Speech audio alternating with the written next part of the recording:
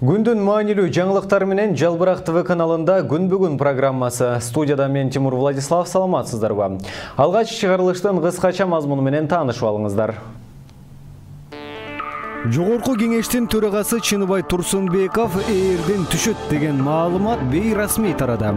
Эртең көпчүлүк коалиция бул маселе боюнча чукул жыйынын өткөрөт деген маалымат бар.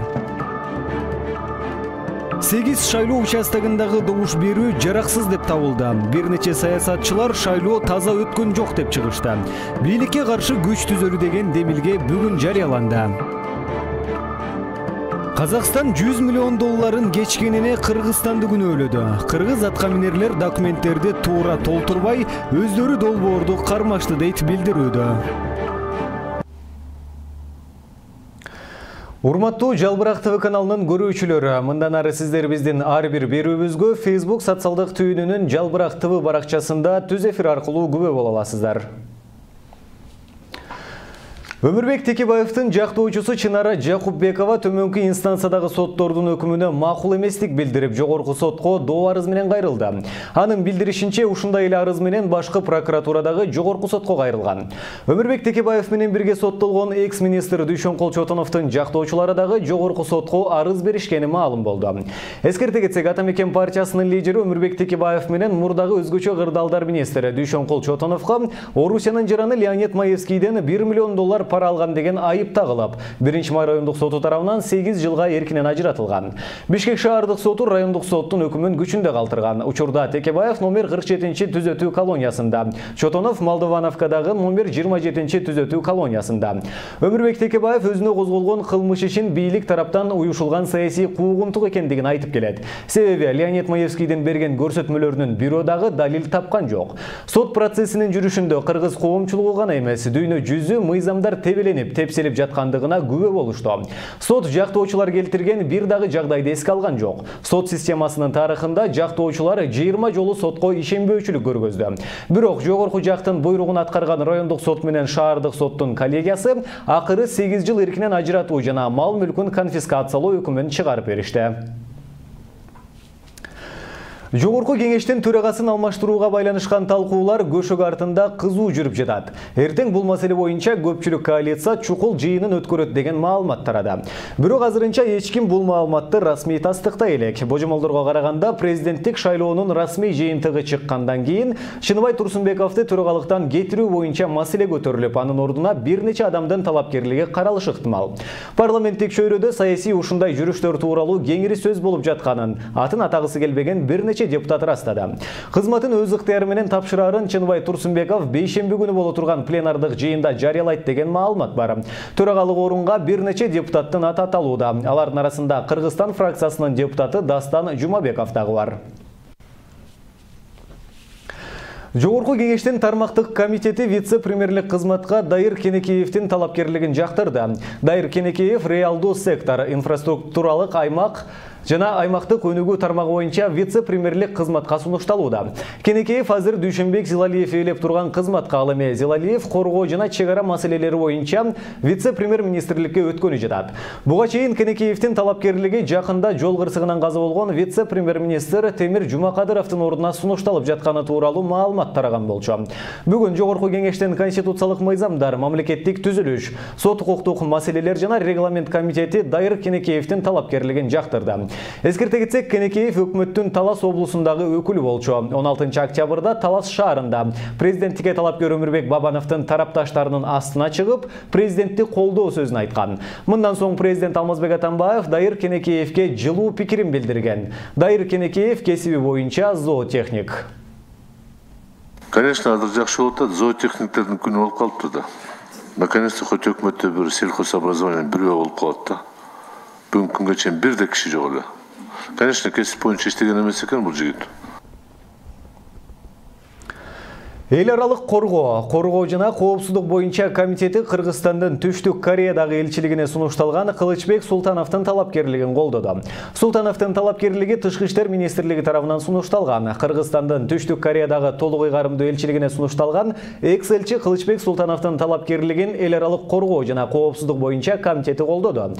Султанов буга чейин Кыргызстандын Малайзиядагы элчиси болуп эмгектенип 2017 жылдын 18 августунда кызматтан бошотулган.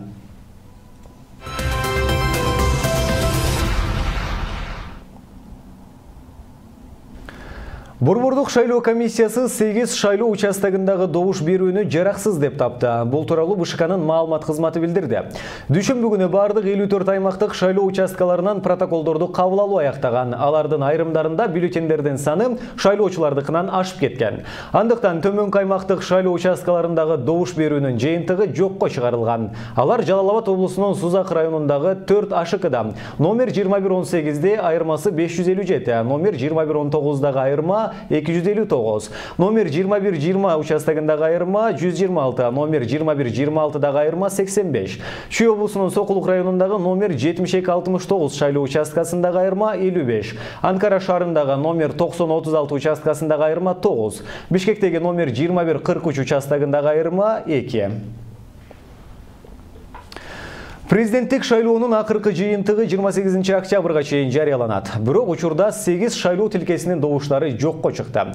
Мындай учурда экинчи тур болушу мүмкүнбү же шайлоонун жыйынтыгына таасирин тийгизбейби жана шайлоодо болгон мындан башка дагы мыйзам бузуулар боюнча кийинки сюжет. Президенттик шайлоонун жыйынтыгы расмий жарыялана элек. Бирок Борбордук шайлоо комиссиясына бардык аймактардан протоколдор келип түшкөн. Акыркы жыйынтыкты жакынкы күндөрү жарыялаары күтүлүүдө. Ал арада республика боюнча 8 шайлоо тилкесинин добуштары жараксыз деп табылды. Бул тилкелерде бюллетендер менен идентификация өткөн адамдардын саны дал келген эмес. 8 участкада тең шайлоочулардын бюллетендеринин саны идентификация өткөн адамдардын санынан көбүрөөк болуп калган да. Мыйзам боюнча эгерде идентификация өткөн адамдардын саны бюллетендерден көрө бир гана кишиге аз болсо жокко чыгарыш керек да. Азыркы учурда биз мынакей дагы карап атабыз. Мисалы ошол эле Тогуз Тороо районунда 2084 участкасында дагы бир идентификация өткөн адам жетишпейт. Ушундай участкалар дагы мамлекет боюнча көп эле. Ошонун баардыгын карап тиешелүү баа берип, андан кийин жыйынтык чыгарышыбыз керек да. Республика боюнча бюллетендер шайлоочунун санынан көп чыккан 8 тилке ачка чыкты. Демек биометрика менен шайлоодо да кандайдыр бир жолдор менен бюллетенди ачык салууга мүмкүнбү деген суроо туулат. Бармаган басканда чек чыгыш керек. Эгерде бармаган басканда чыкпай атса, чек чыкпай атса, анда жүзүнүн параметрлери боюнча эме кылат. Идентификация өткөзөт.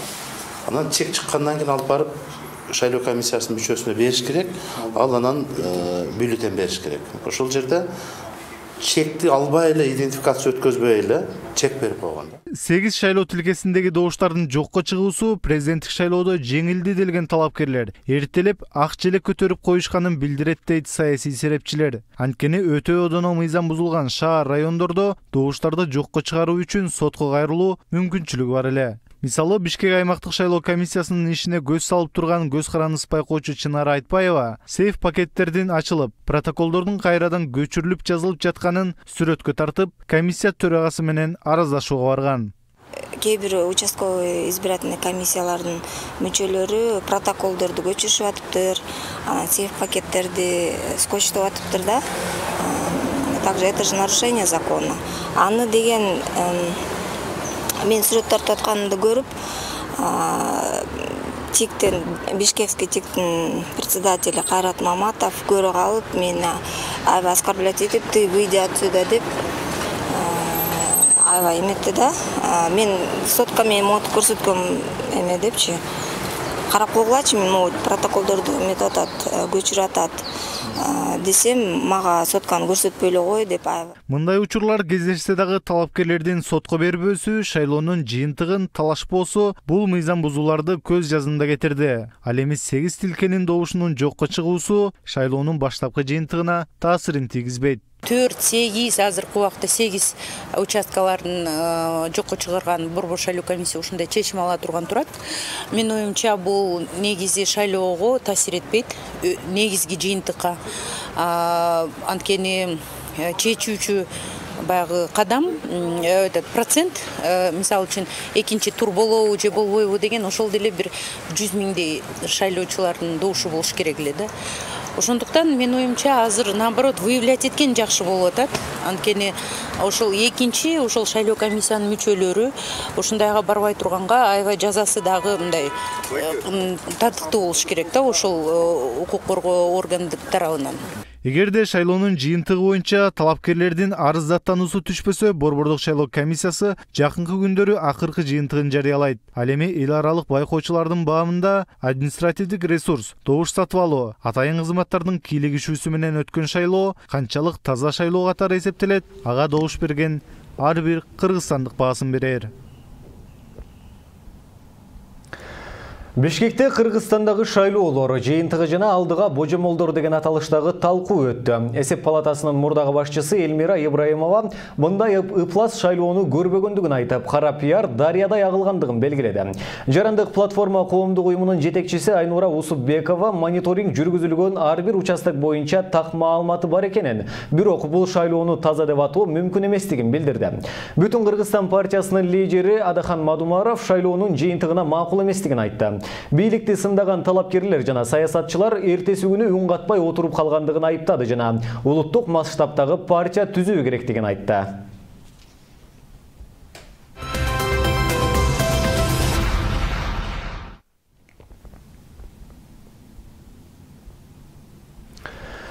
Казакстан 100 миллион доллардын кечкендигине Кыргызстанды күнөөлөдү. Кыргызстандын тышкы иштер министрлиги казак тарапка расмий кат жөнөтүп, 100 миллион доллар жардамдан баш тартуу боюнча иш-чаралар башталгандыгын билдирди.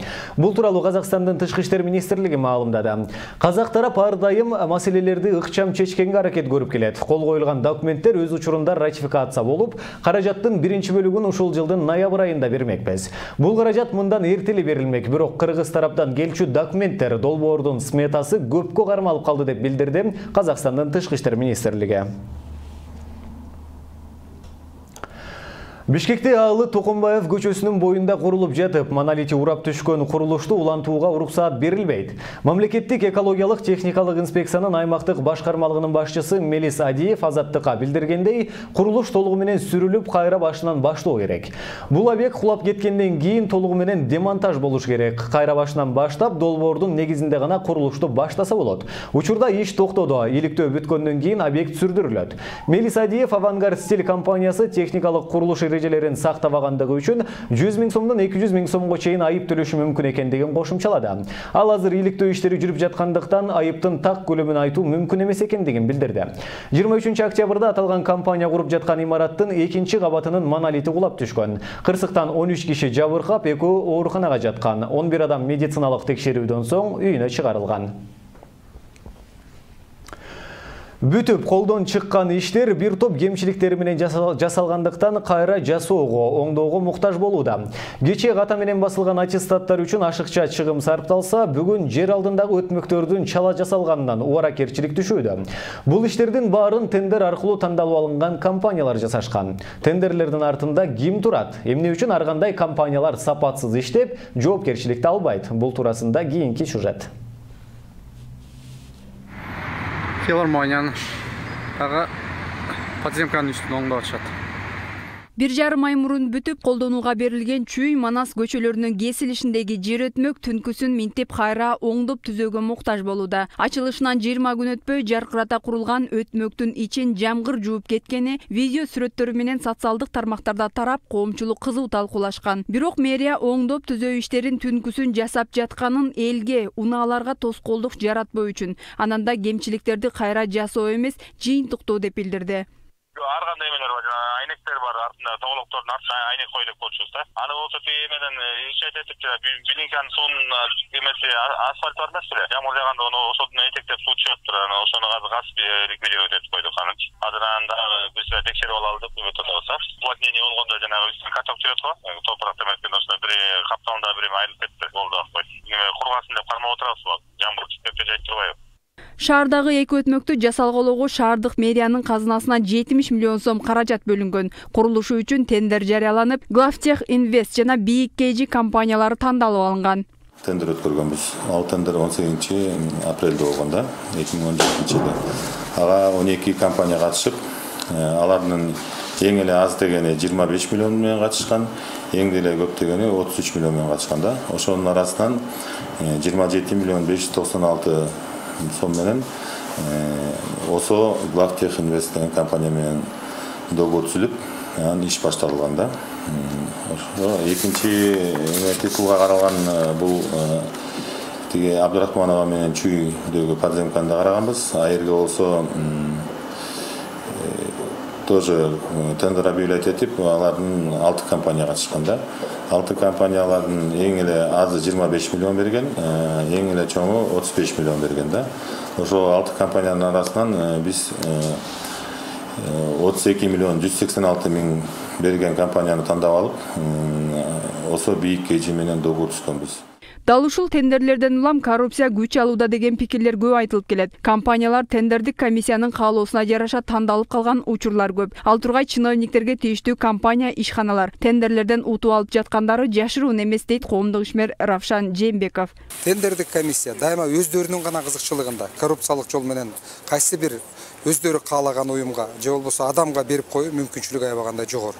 Өзгөчө ушул мамлекеттик кызматтагы азыркы жогорку кызматта отурган адамдардын тууган уруктары, бир туугандарынын жашырып түзгөн атайын компанияларынын ушул мамлекет уюштуруп аткан тендерлерге катышып утуп алган учурларын биз дайыма угуп калып атабыз.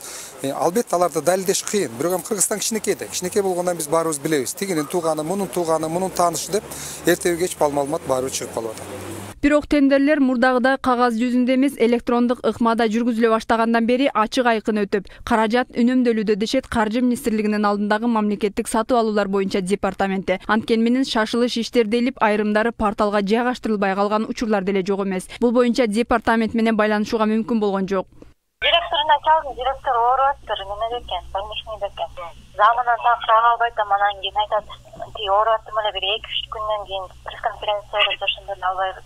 Буга чейин Билим берүү жана Илим министрлигинин аттестаттарды даярдоодо тендер аркылуу жеке менчик басмакана тандалып алынып, ал 60 миңден ашык аттестатты жараксыз кылып кайра жасаган. Мамлекеттик каттоо кызматы болсо 2012-13 жылкы туулган балдардын туулгандыгы тууралуу күбөлүктөрүн туура эмес басып, мамлекетке каржылык зыян келтирген эле. Мындан улам тендерлердин үстүнөн көзөмөл органдары иш алып баруусу зарыл дешет серепчилер. Ал эми тендерлерде интернет аркылуу көзөмөлдөгөн коомчулук парламентти кымбат баалуу креслодон, Каржы министрлигин планшет сатып алуудан айнытканы белгилүү.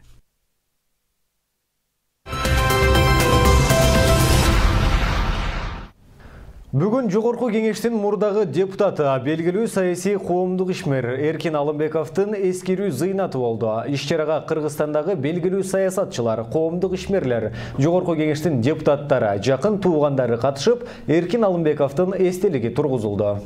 Жаткан жерлери жайлуу болуп, Аллах Таалам бенделер үчүн жаратып койгон жаннат бейиштеринде болуштарды Аллах Таалам насип айлаган болсун, арты хайырлуу болсун.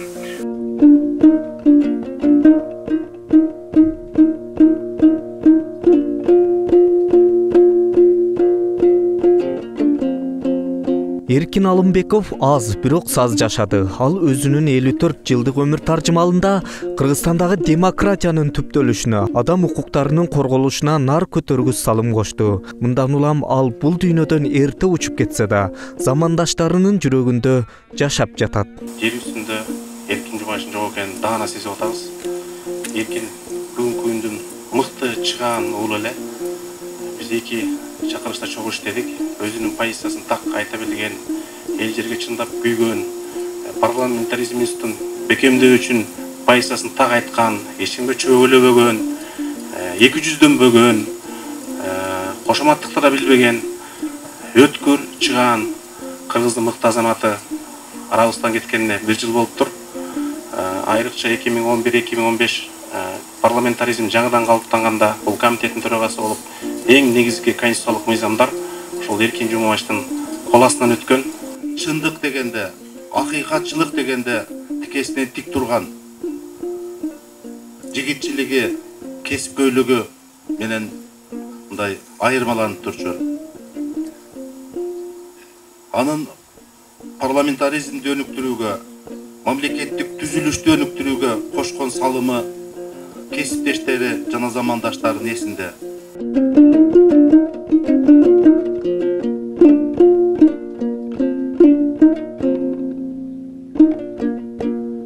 Эркин Алымбеков саясатта эл оозуна эрте алынды. Ал Кыргызстандын улуттук байлыгын сактап калууда, айрыкча кумтөр маселесинде катуу күрөш жүргүздү.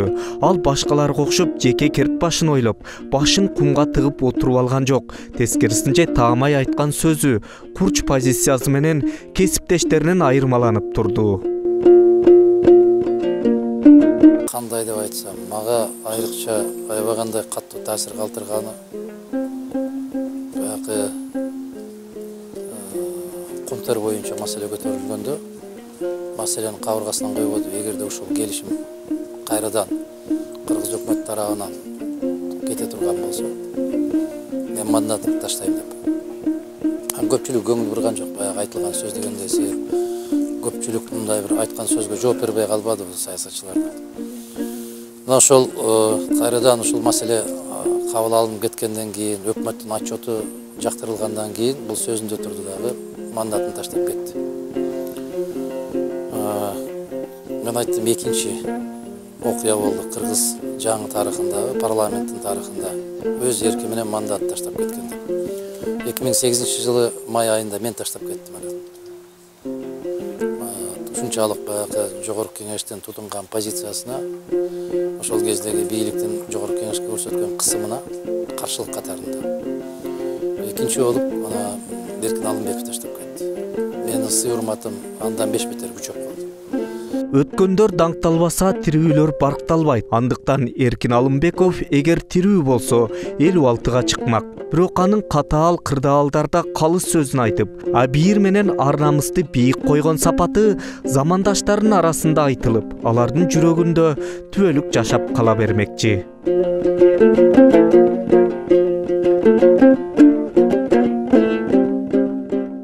Москва шаарында элечек кийген кыргыз кыз-келиндеринин аалам аял аруулук аттуу флешмоб өттү. Бул тууралуу Спутник Кыргызстан маалымат агенттигине уюштуруучулардын бири Айжан Акылбекова билдирди. Анын айтымында мындай флешмоб чет өлкөдө биринчи жолу уюштурулуп жатат. Москвадагы айым аттуу кыз-келиндер клубунун жетекчиси Шахризада Аданова көптөн бери ушундай иш-чара өткөрүүнү сунуштап жүргөн. Бизде дагы элечек менен дүйнө кыдырсакпы деген тилек бар эле. Ойлорубуз дал келип, флешмобду биринчи Россиянын борборунан баштадык. Иш-чарага ошол жакта жашаган 11 кыз-келин катышты. Негизги максатыбыз чет өлкөлүктөргө көз жоосун алган улуттук кийимибизди, баш кийимдерди көрсөтүү. Себеби аялзаттын көркүн кийим ачат эмеспи, деди Акылбекова. Элечек кийген кыз-келиндер Кызыл Аянтты, соода жайларын жана шаардын көчөлөрүн кыдырып, кала тургундарын таң калтырган.